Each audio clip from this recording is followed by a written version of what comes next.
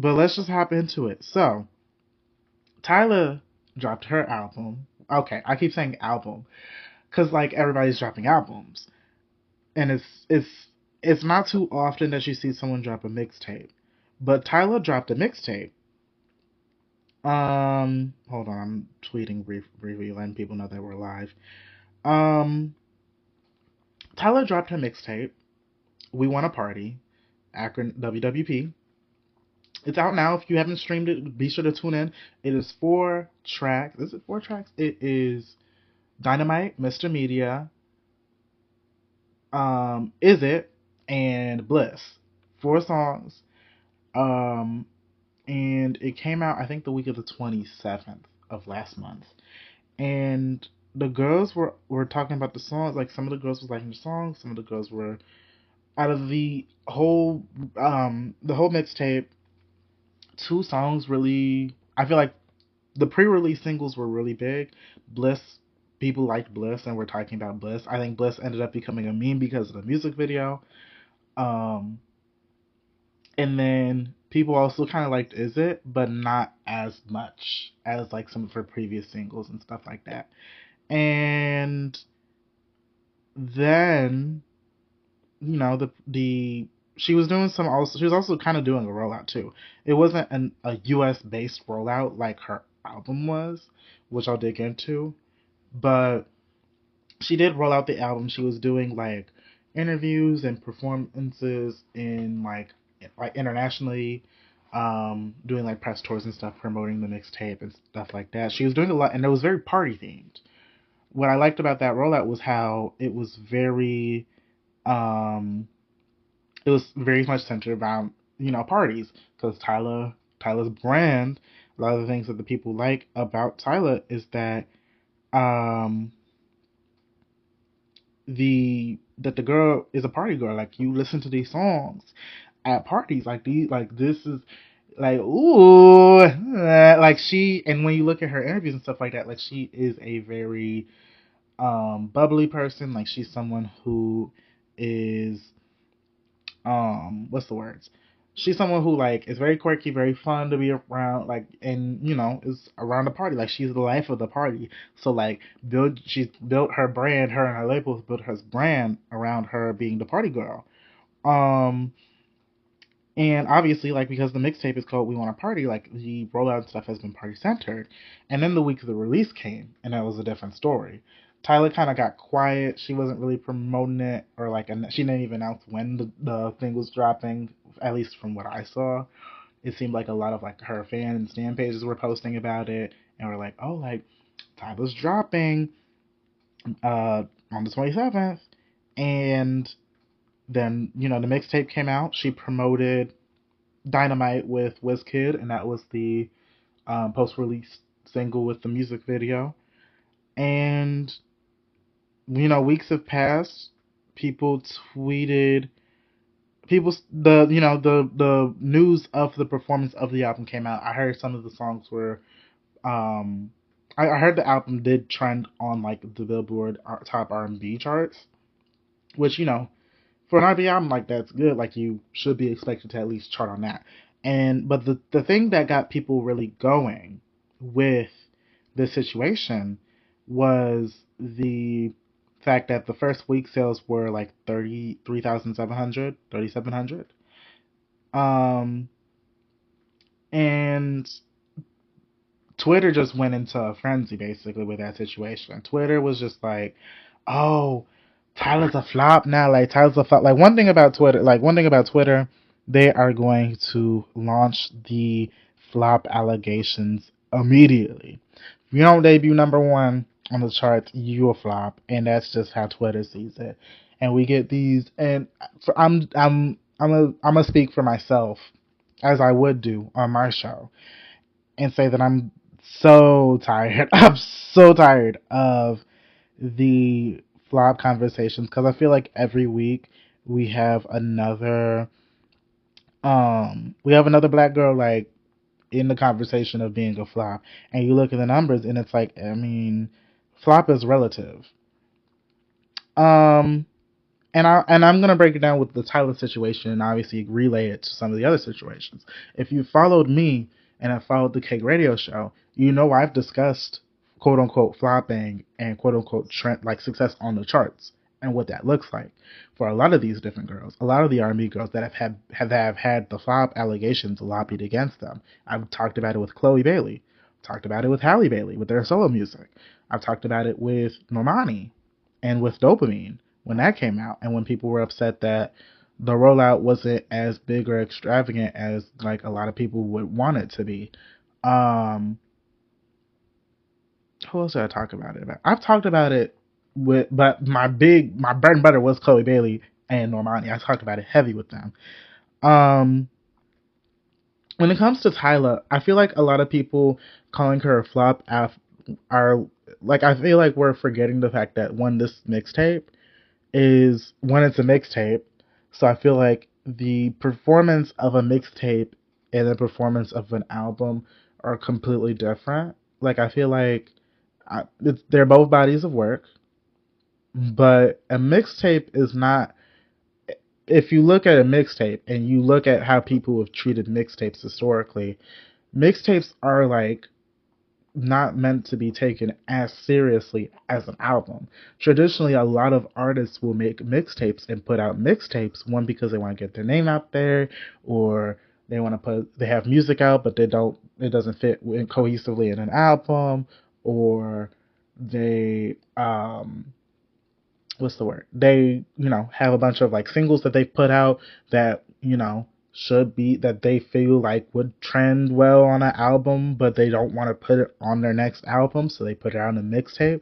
Like a lot of there's a lot, or like you're a new artist and you're trying to get your name out there, but you don't want to jump straight to an album because that's not the wisest thing to do sometimes.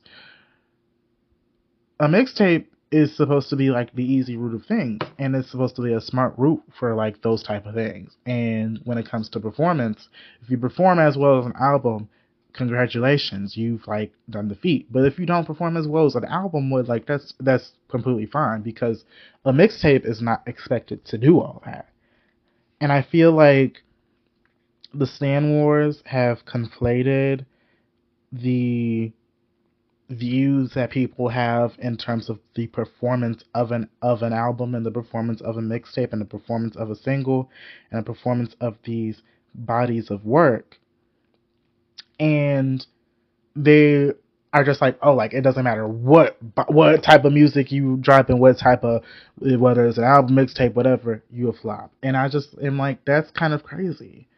And I know it's the stand chip that's clocking for a lot of these people, like, and it's clicking, but it's clicking now because I feel like with a lot of these conversations, the what's considered a flop and what's considered not a flop again is relative to that person or to that group of people, and it's so unserious because let me throw an example. This year alone, like one of the other big examples of who like quote unquote is a flop or who's flopping was Megan Thee Stallion, which I thought was a ridiculous situation to like, or a ridiculous thing to even suggest. Like she put out a hit album last year. It debuted number 3 on the charts. She put out a deluxe. She called it Act 2, but I'm considering it more of a deluxe. A deluxe album that also performed well and also pushed the streams up. She went on a very successful tour. She's put out music videos down, and the music videos were incredible. She's putting the budget in for these things. And when whatever came out this year, which I'm assuming is going to be, it's either going to be for a third part of Megan, the self-titled album, or it's going to be a completely new album. Um, but with the way that people were talking about her, and you could tell that she was, when she like came, she like Megan hopped on live once and was just like, guys, y'all gotta chill. Like you can tell her feelings were hurt by the way that people were reacting and talking about her in the mix of that song dropping. When whatever came out, like a lot of people were mixed on it, and I feel like a lot of people loved the music video, and I think that is what helped the song do reasonable. It was under the bubbling under charts. I know we make fun of people on the bubbling under charts. I've made fun of people on the bubbling under charts, but for that type of song, considering that people like generally did not like the song, being charting, at least charting is something. Like, um, and you had people like talking about Megan and saying that she was flopping as if this was like a consistent thing. But you have that situation. You also had what happened with Megan's album last year, in which it literally debuted number three, and Barb's were like, "Oh, she flopped." Like, as if Nicki Minaj stands didn't have to like grovel on the ground and cry and scramble up their Klarna coin to buy Pink Friday 2 all the way up to number one, and it freefalled after that. So I'm kind of confused as to like how that's how being within the top five of the Billboard Hot 100 is constitutes a flop. But that's, again, people are unserious. And then you have, when we circle it back to Tyla, you have the conversations of, is she a flop? With this album, yeah, like people were really like, I've seen a lot of TikToks, and the reason I even wanted to discuss this was because of the TikToks. There are so many people online who have discourse, who like engage in discourse, who shouldn't even engage in discourse because you know that they don't be reading. Like, I'm so sorry, like this country is so illiterate. Nobody wants to pick up a book and actively read. People will pick up books every couple of months and be like, "Oh, I read." No, you need to actively read. Pick up the books, renew your library card, mamas, because we can tell that you are not intellectually engaged, and it's because of the ways that you're talking. Like, I've seen so many people online talk about Tyla in the performance of the mixtape, and people are attributing it to controversies that she had when the debut album came out last year. So I'm kind of confused because people were like, "Oh, the reason that Tyla's mixtape didn't perform that well is because she thinks that she's colored and she doesn't refer to herself as a black woman." Um.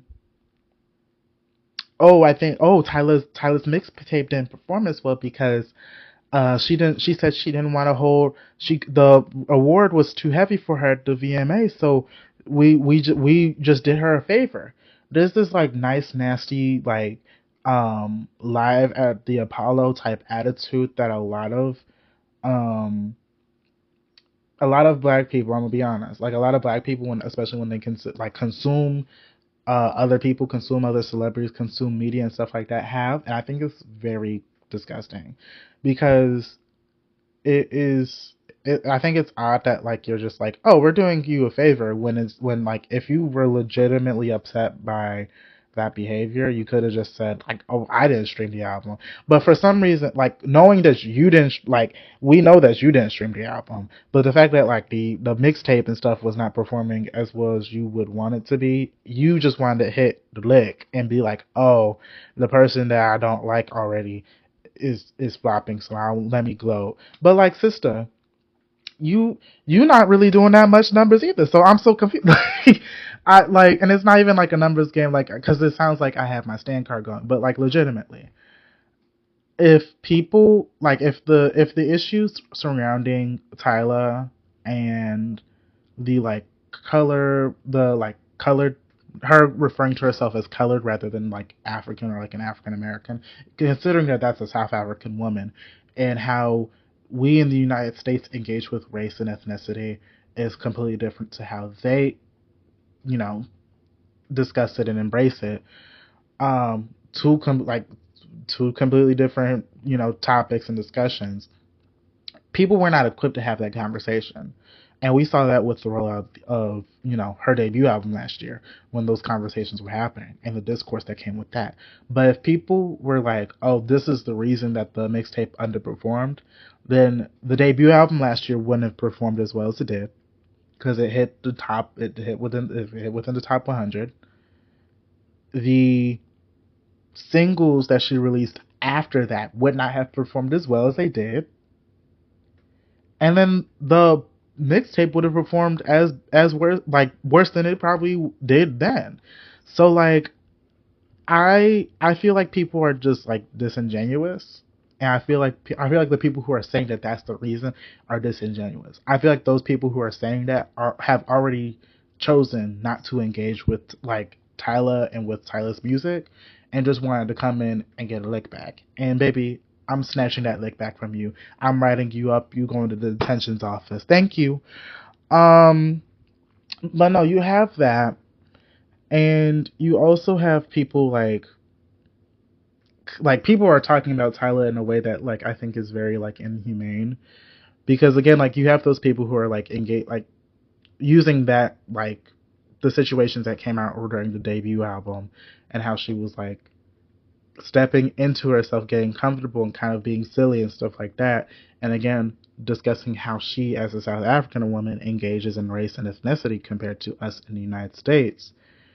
I think people with Tyla have engaged in xenophobia, with some of the things that they have said surrounding her, with those situations, as well as the performance of the album, which I think is I think it's very gross. Um, you also have the people who are like really sticking on the fact that like the album did like the not I keep saying album, oh my gosh, the mixtape did like 3,700 in sales first week. Um, and people keep harking on that, and be like, "Oh, Tyler's a flop." Not to dog my sisters, right? Because I love Chloe and Normani, and I know like everyone else has dogged them out in this conversation. Because the amount of tweets I've seen, people being like, "Oh, like y'all was making fun of Chloe and Normani, but look what Tyler did." Which, first of all, like, let's not drag all the sisters, right? Like, I think that there is a truth that needs to be spoken, and that is that I think that a lot of people do not want black artists in an R&B space to really be successful, and I just think that we've seen that consistently and with a consistent pattern for me to say that. Because when we look at like let's break all the people down, right? Let's break all the girls down, the R&B girls, right? You have Chloe Bailey, who debuted on the scene with songs like "Have Mercy" and um, "Treat Me Like a Treat Me," like one of my favorite songs from her, like "Have Mercy" and "Treat Me" and "Surprise." And the girls were like, when she debuted with that, like the girls were like, oh, like before that point, she was like, they were like, oh, she's gonna be the next Beyonce. Oh, she's gonna be doing this. She's gonna be doing that. Like, oh, like we can't wait. We finally have our new R&B girl. And the girls, like, mind you, the girls always talk about how they want Beyonce to do R&B again and all this, and the third. When Chloe burst on the scene, then they were like, oh, Chloe Bailey doesn't know herself. She's over sexualizing herself and is doing these things to like appeal to an audience that's not her base. And even like, and this was pre Chris Brown collab, mind you. Um, like the girls were just like, oh, she doesn't know herself, which I think is weird considering the fact that like we do not know her personally. So what are you to say that like she doesn't know herself? And and people were being like, oh, like I would so love to support her, but I just can't because she just doesn't know herself. She needs to find herself. Like, I feel like a lot of people like said that they wanted Chloe in R&B, but when she came out and did R&B and she was doing R&B pop, the mix and stuff like that, and even then, like Chloe has said that she doesn't want to be boxed in R&B. She considers herself to be more pop. Like when she does pop, people say she's R&B. But in this conversation, a lot of people group her with these other girls who also are kind of in the same boat. They don't want to be grouped in R&B, but people consider them as R&B. Um, and I'll break this down because Chloe says that she's more pop, but people group her in R&B. Um, People have like been dunking on her for saying that she's a disingenuous person just based on how she treats herself and how she, has used her body and stuff like that in promotion and stuff like that and the looks. Which, I mean, if your body's tea, you like use it. If I like my body's tea, like if when your body's tea, show like you can show out. Like I'll be showing out with my because I know my body's tea. That's all I'm gonna say. Um, but when In Pieces underperformed, quote unquote, which looking at how a lot of these girls have performed or like debuted, In Pieces didn't do all that bad. Um, she like people were just like, oh, like again, people were scrambling to figure out like why did this underperform. And some people were blaming Beyonce, which why? Like I know she owns Parkwood, but baby, she is not the one that was stopping Chloe and Halle from performing. Like there was not like where did y'all get that from? I don't know. But let's get back. Let's re-enroll it in the schools. Let's get back to university. Um, People were saying it was Beyonce's fault. People were also discussing like, oh, it was the music, this, that, and third, and then again, numbers weren't where the people wanted it to be at for a debut. And then Trouble in Paradise came out. People liked the music or seemed to like the music, but when that came out and it didn't chart commercially anywhere, people were like, oh, she flopped because there was no marketing, there was no rollout. She rolled out the singles, and then the only part of the rollout that was iffy was the fact that she announced that the album was dropping like a week before it dropped. That I thought was weird, but everything else was fairly normal for a rollout. She was doing performances, she was promoting singles, she was doing the TikToks. I don't know what else y'all want from this lady. Then y'all have Normani, my girl, as y'all know, because I've done the dopamine series. I've chronicled dopamine from the rollout, the singles, to the release, to my review, to the after the release of the album, and my like post thoughts. Like I've covered it, baby. Normani's my girl down and down H Town. Normani came forward and announced like, oh, like I'm finally announcing my album, you know. Speaking of, happy 1 year anniversary to Dopamine and happy 1 year anniversary to Trouble in Paradise. Let me say that now. But Normani came and was like, oh my gosh, where's the album? Where's the album? I know you guys have been asking, but here's the album. It's called Dopamine. Let's promote, like, here's the album cover. A month later, it was kind of odd, but a month later, there was like, oh, here's the single. Pre-save the single. Single didn't drop for another month or so. We got the single. Single was cute. Dropped another surprise drop, Candy Paint, which was a song that was being teased for years, and then we finally got it, and it was cute. And then, like we got the teasers of some of the visuals. And then the album come out. We haven't got no visuals. Yes, I think that's a little bit odd, but the body of work is still a great body of work, I will say. And she's still giving a lot of love to the album and stuff like that. Whatever's going on with the visuals and stuff like that, I'm still unsure. But people, when that album they like charted, and it charted like what 99 or 98 on the Billboard Hot 100, people were like, "Oh, she's a flop." Like, "Oh, like she couldn't outsell Camila Cabello." Which, by the way, I don't know why we comparing Normani to that fucking racist. I know they was in fucking Fifth Harmony, but I'll Be Home for Christmas and the Cinderella Girl.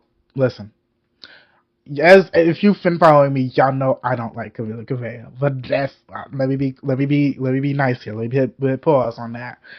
Um, People were still trying to have conversations about like, oh, like if Normani was a flop or like what was attributing to the performance of that album, which for all intents and purposes, debuting in the top 100, even at the bottom of the top 100, is still a successful feat. Like, congratulations. Um, Then you have Coco Jones.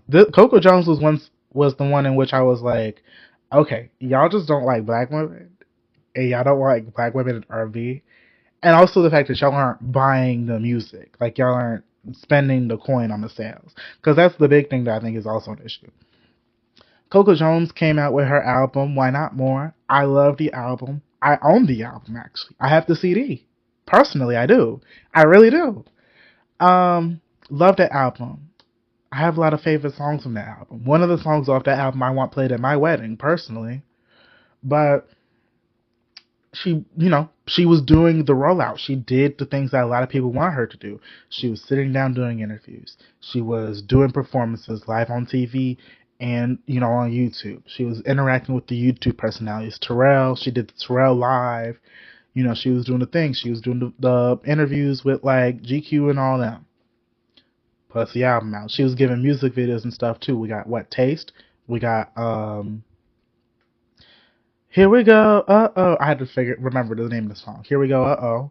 And then when the album came out, she dropped the music video for On Site, and still was doing performances, was doing promotion and stuff like that. She's still doing promotion now. She's teasing. She did the Colors performance for, again, one of my favorite songs off the album, um, and she's about to roll out the deluxe for the album. The album performed how it performed, and the girls was like, "Oh, like, what happened? Like, is it because she didn't do no promo?" Here's the thing.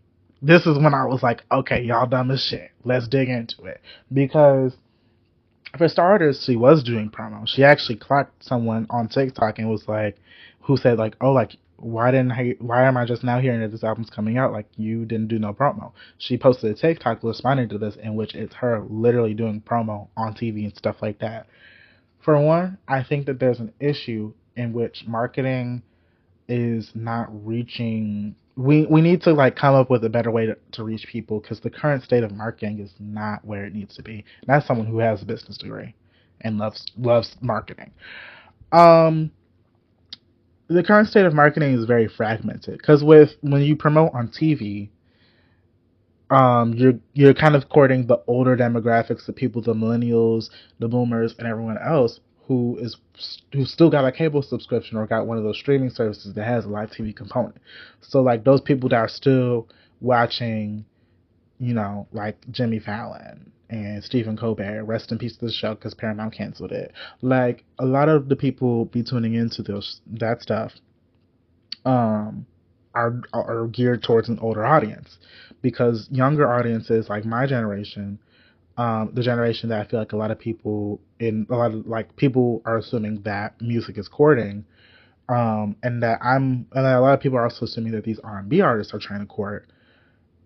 They're on social media, and a TikTok can only reach so far. Like unless you get a trend that's viral and everyone doing the trend, you can only do so much with the TikTok. It's only going to reach you so far. And the way people engage with music on social media also isn't the best, because the TikTokification of music, when people are promoting music on TikTok and social media now, like a lot of people don't really engage with it unless it's already kind of a hit naturally. Like if other people that they're seeing are engaging with it and making it a trend, then they're like, oh, okay, like maybe let me stream the album, let me do that. Like it's very much like it's digging your butt time over here, and it's kind of annoying me. And I feel like there is definitely a way for you to like cross the gap and make those things interchangeable and intertwined, and make both audiences, those generations, come together and tune in. But the other issues that are like the younger generations are not buying music. That is just the thing that is an issue here that I feel like a lot of people are not admitting. Like a lot of people are like, oh, like the album did, like the mixtape only did X amount of sales. Baby, y'all don't be buying no albums. Y'all be on Spotify. Y'all be on Spotify waiting for y'all little Spotify raps to drop. Y'all don't be buying no music. Like, and I feel like a lot of people who buy music, like, they're buying vinyls. And when they buy vinyls, it's either they're buying older music and stuff like that, or they're buying new music with the purpose of hoping that it accrues, like, value. Like, they're buying the Taylor Swift albums. They're pre-saving for the Taylor Swift album, right? But they want to get the signature. They want to get it signed, because that will up the value of it. Or they're buying multiple copies of it because they're a big fan and they want to certify that Taylor Swift or Beyonce or whoever can get to the tops of the charts. Then you also have like the Beyoncés and the Taylor Swifts, who also have like fairly normal fans, who are also like that chunk of normal fans that are buying the music because they've been following Beyonce for years and they want the physical copies, because they know that having a physical copy, having the vinyl, having the CD will stick with them forever. Like it's theirs, it's ownership. It's a part of history. It's something that they can pass down to their kids, you know. But a lot of the newer generation, they got their Spotify subscriptions and they got their Apple subscriptions, and they're just like, oh, this is all I need to do. Let me just stream. Let me do the pre-save and that's it. Let me do the playlist and that's it. Beyonce fans are normal in the same sense. Aiden, get up. Aiden in the comment section. Okay. Beyonce fan. Okay. There's like, again, there's different facets of like these stands and fans. Because I feel like there's there's like, there's a group of Beyonce and like Taylor Swift fans that are like arguably normal people. Like, there are people who like engage with Beyonce and are like, oh, I love her, I love the music, let me buy the CDs, let me buy the albums, let me see her on tour, and that's it. Like, they don't obsess over her. And then there's obviously like the Beehive, and there's the different subsets of the Beehive. Like, you have like Hag Hive, them the older people, the millennials and the boomers who have been engaging in Beyonce and are like, oh, like I need Beyonce to do this. Like, they are like the people who are like heavily engaged in what Beyonce is doing, and it's kind of like the Disney adults almost. Like, it's those facets of those in which I'm like, yeah, y'all are not normal, but the like casual fan and the casual fan, like, I feel like that's different. Um, But what was I saying? People are not buying the albums. And I think that a lot of people are thinking that the stream is going to help, but the stream, Billboard has told us time and time again that, charts wise, a stream is not valued the same as a pure album sale or a pure purchase. Like, buying the song off iTunes or wherever you buy your music, Amazon Music or whatever, or getting the CD, getting the vinyl, that is valued a lot more than the stream. And I think a lot of people and a lot of these people that engage in this music discourse forget that because they're looking at like this mixtape that does 3,700 and they're like, "Oh, how did this perform so poorly?" Y'all aren't buying the album. Y'all are not buying the mixtape. Y'all are just streaming the mixtape and calling it a day. And and don't get me wrong, like, there's nothing wrong with streaming. Like, people, well, you can stream. You have the subscription. You stream, your music.